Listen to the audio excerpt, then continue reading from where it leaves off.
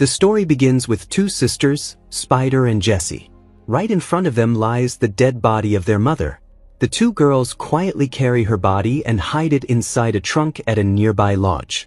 Jessie, crying, kisses her mother one last time and takes off her necklace. Now Spider and Jessie cannot tell anyone about their mother's death. If they do, the authorities will separate them through the foster system and they'll lose each other forever. Later, the sisters sit down to eat. Suddenly, their mother's phone starts ringing. It's a call from someone named Reese. Spider ignores it. The next morning, as they get ready for school, Spider tells Jessie to remove the necklace, warning her never to wear it outside the house. On the way to school, Spider reminds Jessie not to tell anyone about their mother. But Spider herself ends up sharing the truth with her friend Alexis, making her promise to keep it secret. Spider believed she would be the one to take care of Jessie, just as she had always done before. That evening, Jessie arrives home with her friend's grandmother. Spider scolds her angrily, saying what if the old lady had stepped inside and seen everything? After that, Spider begins preparing dinner, but food supplies are running dangerously low. They have barely enough to stretch through the next 6 days until the monthly allowance arrives. Just then, Spider's mother's boyfriend, Reese, shows up at their door. Spider lies to him, saying their mom left an hour ago in a car with another woman. Suspicious, Reese asks if she's lying. Spider denies it. He tells her to make sure her mom calls him, then leaves. Both Jessie and Spider are terrified, realizing Reese might keep coming back again and again. In her frustration, Spider yells at Jessie. Moments later, she finds Jessie crying beside their mother's dead body, asking, "What will we do now?" Spider assures her that Reese is just a drug addict, and once he realizes their mom isn't interested, he'll move on to someone else. To cheer Jessie up, Spider takes her shopping as soon as money hits their card. Jessie happily buys lots of groceries, and the two sisters finally sit down to enjoy a proper meal. But while they eat, a boy named Cody started taking their pictures. Spider asked him what he was doing. That's when she realized his camera wasn't digital but an old film camera. Cody quickly took it back from her and walked away. Soon after, we learn Spider and Jessie are receiving almost $600 a month under the names of 3 different family members. But then, there's a knock at the door. Spider, armed with a baseball bat, opens it. It's just a pastor. Startled, she slams the door shut. But the man doesn't leave. Instead, he gives them a pamphlet. Just then Jessie walks in, and the pastor tells them about a church pizza night happening next week. Excited, Jessie asks if they can go, but Spider refuses. Jessie reminds her that they used to go to church on Christmas and Easter, and their mom would dress Spider in a purple outfit with white ruffles. Tears fill her eyes as she whispers that maybe their mom isn't lying in the shed, maybe she's in heaven. That night, Spider dreams of her mother and wakes up calling out, "Mama." The next morning, the phone rings again. This time, it's child services. An officer is coming for a home visit to check if their mom is taking proper care of them. Jessie calls them baby snatchers. Panicked, Spider rushes to clean her mom's messy room. While tidying, they discover her teaching certificate. Before becoming an addict, their mother was a teacher. Spider decides to tell the officer that their mom went for a bank job interview. But Jessie points out a problem: their mother's car is still outside. So the girls try to hide it. Spider doesn't know how to drive, but Jessie guides her like it's a go-kart. Somehow, they manage to stash the car out of sight. When the officer arrives, she questions both girls. Spider and Jessie make sure to paint their mother as responsible and loving. The officer inspects the house, checks the fridge, and even looks into their mother's room. Before leaving, she tells them to make sure their mom calls her. After she's gone, Spider explains that no caseworker lasts more than a year on this job. Next time, a new one will show up. Meanwhile, elsewhere, police officers discover a drug-addicted couple in a car. The man is dead, the woman barely alive. But what's more heartbreaking is that their 2 small children were in the back seat. The sheriff investigating the case is Ben, who happens to be Spider's friend Alexis's father. And tonight, Spider is having dinner at their house. Ben asks Spider if her mom is coming to pick her up. Spider says no. So Ben offers to drop her home.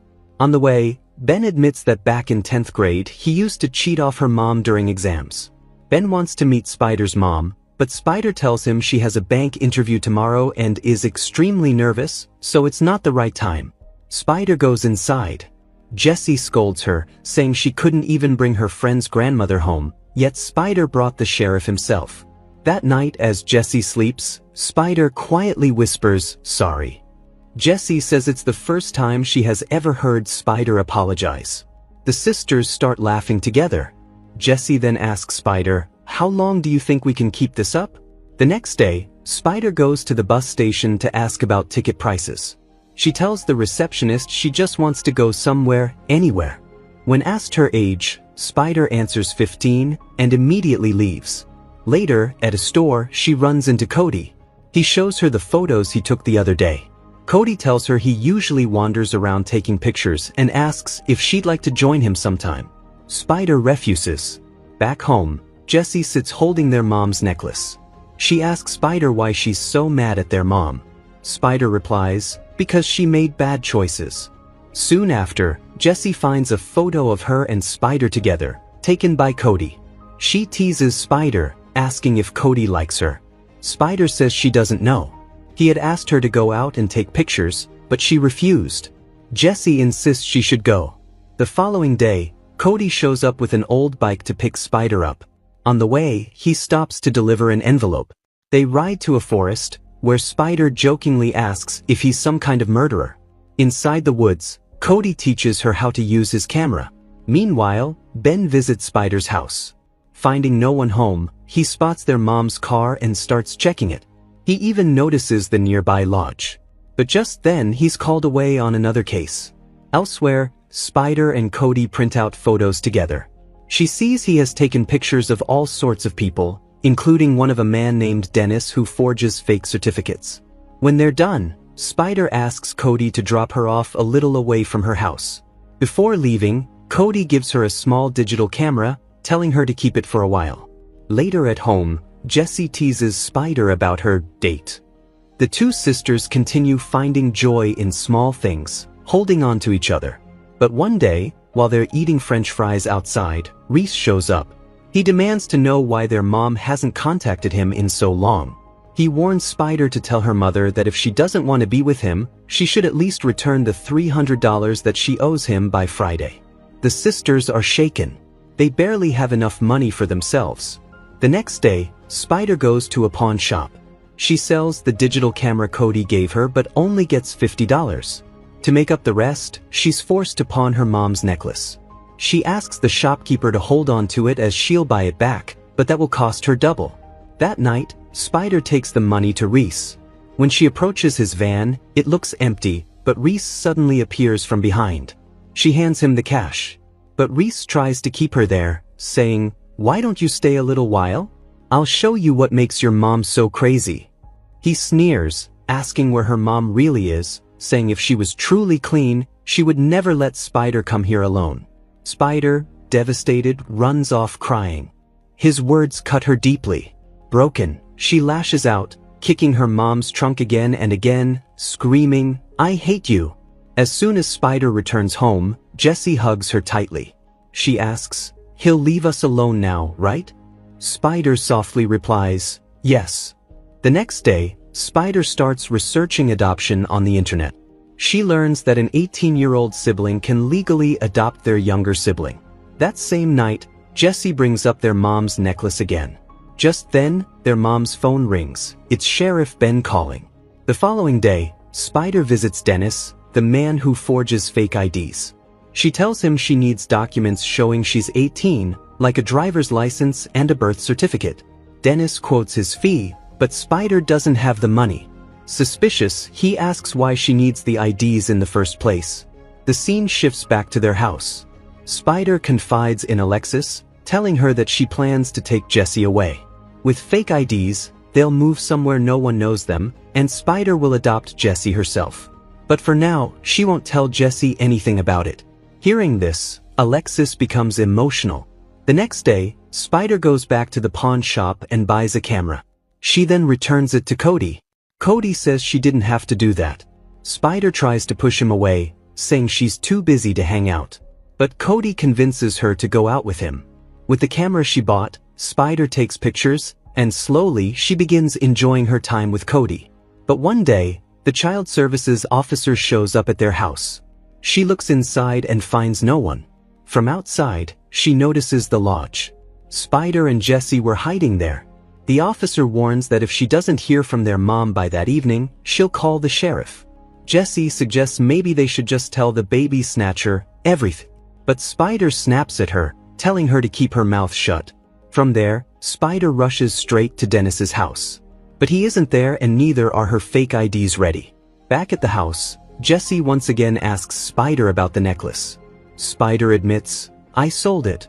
Jessie is heartbroken, saying that locket meant everything to their mom. But Spider insists, no, the only thing mom ever cared about was getting high. She says their mother was a bad person. Jessie refuses to believe that. So Spider reminds her of how their mom used to treat them. When Jessie was just a little girl, their mom once left her out on the porch and forgot all about her. It was Spider who heard Jessie crying and carried her inside. Spider goes on to reveal that Jessie's asthma was also their mother's fault. When she was pregnant, she put harmful substances into her body, damaging Jessie's lungs before she was even born. Hearing this, Jessie breaks down, sobbing that it can't be true.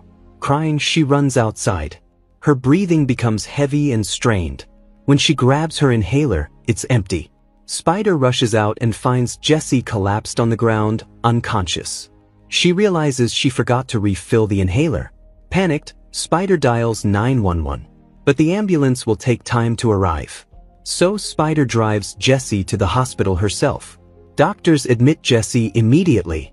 When Spider begs for answers, the doctors tell her they can only share Jessie's condition with an adult guardian. They refuse to tell Spider anything. After some time, Sheriff Ben checks in on Jessie. She was safe now. Hearing this, Spider breaks down in tears, blaming herself for everything that happened. Ben tells her, "You're her sister, not her mother." He asks about their mom, but Spider says nothing. All she manages to whisper is, "Please, don't separate us."